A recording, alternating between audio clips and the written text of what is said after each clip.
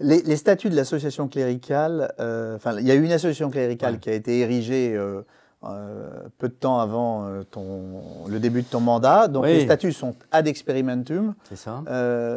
Ad experimentum. Quel est l'enjeu pour les années à venir pour la communauté? L'enjeu est énorme. Alors en fait, il faut comprendre un tout petit peu l'historique. La communauté de l'Emmanuel, j'ai dit tout à l'heure, naît avec des laïcs, voilà, une assemblée de prière qui grandit. Ça devient progressivement ce qu'on appelle aujourd'hui la communauté de l'Emmanuel, qui a été reconnue par l'Église, donc qui a été confirmée dans son charisme propre. Donc c'est d'abord et avant tout une communauté de laïcs. Et au sein de ces laïcs, et notamment des jeunes, naissent des vocations. Voilà. Et donc arrivent, Des on va prêtres? dire, les prêtres de l'Emmanuel, quoi. Sauf que, canoniquement, historiquement, par l'intuition de notre fondateur, ce sont des prêtres diocésains. Donc c'était des prêtres diocésains, donc qui dépendent de leur évêque, complètement normal, et en même temps membres de l'Emmanuel. Mais on arrivait à un moment, puisque aujourd'hui on est à 290 prêtres un peu partout dans le monde, donc ça devient quand même assez important, et on arrivait à certaines tensions, parce que entre l'autorité de l'évêque, qui est l'autorité, j'allais dire naturelle, surnaturelle du prêtre, et qui est complètement normale dans le cadre diocésain, mais en même temps, quand on est membre de l'Emmanuel, il faut pouvoir vivre de ce charisme.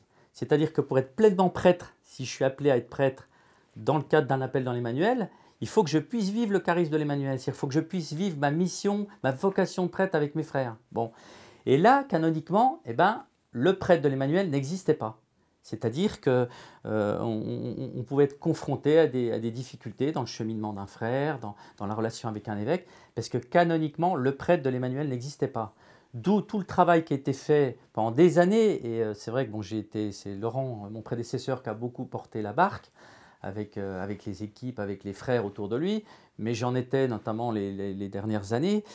Et en fait, grâce à l'Église, grâce à Dieu, en fait, on a effectivement eu ces nouveaux statuts d'une association cléricale de la communauté de l'Emmanuel qui donne un statut canonique à nos frères prêtres et à nos frères diacres. Donc c'est extraordinaire parce que du coup, ça permet vraiment que, canoniquement, reconnu par l'Église, le prêtre de l'Emmanuel, le diacre de l'Emmanuel existe. Voilà, rendons grâce. Ça, c'est la première partie. La deuxième, c'est que c'est aussi un challenge pour nous. Parce qu'en fait, je crois que, et on nous le renvoie beaucoup, hein. Moi comme modérateur général maintenant, je vois bien à travers les questions des amis, à travers les questions des évêques, à travers les remarques, j'oserais dire l'expression, on nous attend au tournant. C'est-à-dire qu'en fait, ce charisme, eh ben, c'est un cadeau du ciel, mais on en a une responsabilité forte maintenant. C'est-à-dire qu'il faut continuer de le mettre en œuvre, de le déployer.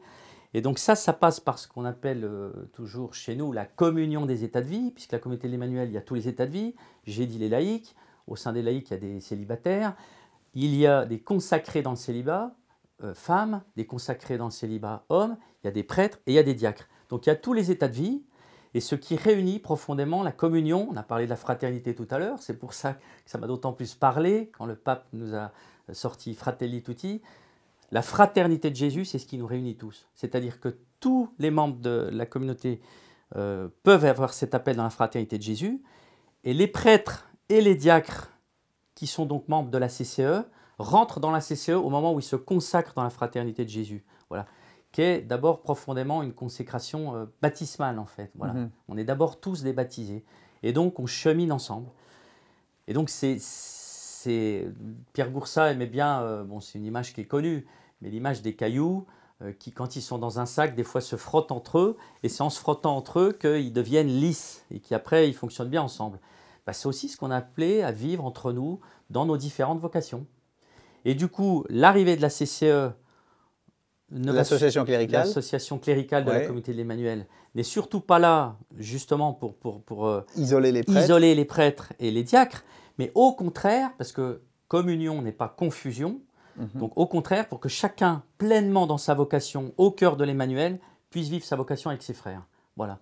Donc c'est un vrai, encore une fois, c'est un vrai challenge pour l'avenir, là. Voilà.